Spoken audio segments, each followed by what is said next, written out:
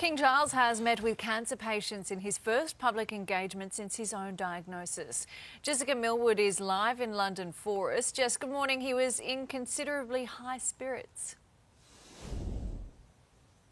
Good morning, Brookie. Yeah, we certainly saw the human side of the monarch today as he returned to public duties for the first time since he announced to the world that he was battling cancer. We've seen him go to hospitals many, many times before, but this was a very carefully curated visit to a cancer clinic for his return to public duties. He shook hands with doctors.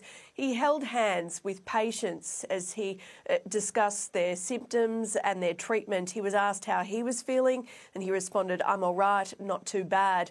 And he commented how it was a bit of a shock when he was told. Here's some of that interaction.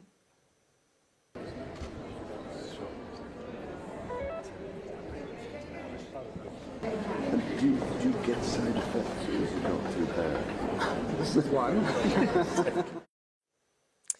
Clear example that cancer doesn't discriminate there from one cancer patient to another. One just happened to be the monarch, and when he left, he told doctors there that he was actually off to get his own treatment before he was presented with a bunch of flowers there by that young boy. So the King back up and about, the first of a number of royal engagements we'll see him at over the summer. Yeah, it's good to see him back out there. Thanks, Jess. I'm very excited now. King Charles has returned to public duties for the first time since his shock cancer diagnosis. The King and Queen Camilla visiting a hospital and cancer specialist centre in a bid to raise awareness around research and early detection. To discuss Australian media icon Ita Buttrose joins us live now from Sydney. Ita!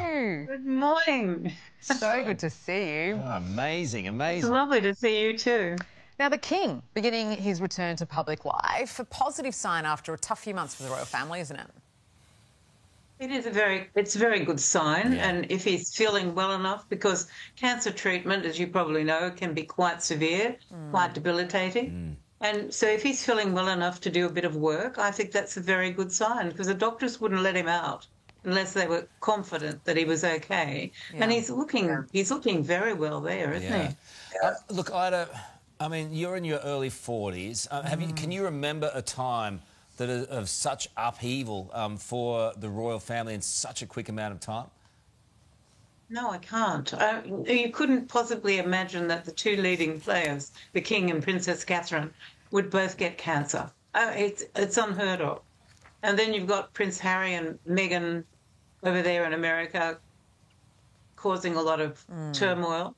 So it's a very difficult time, and I think the King, by going out today and visiting the cancer centre there in London, is showing that the firm is back in touch. You know, the firm is on the job, and the monarchy is doing what the British people expect the monarchy to do, get on with the show. And, of course, he comes from a stoic background. His mother was amazing. So he must have learnt a lot from her. It also kind of signals a bit of a shift, doesn't it? Because in the past, we're not used to hearing this kind of intimate detail from the palace.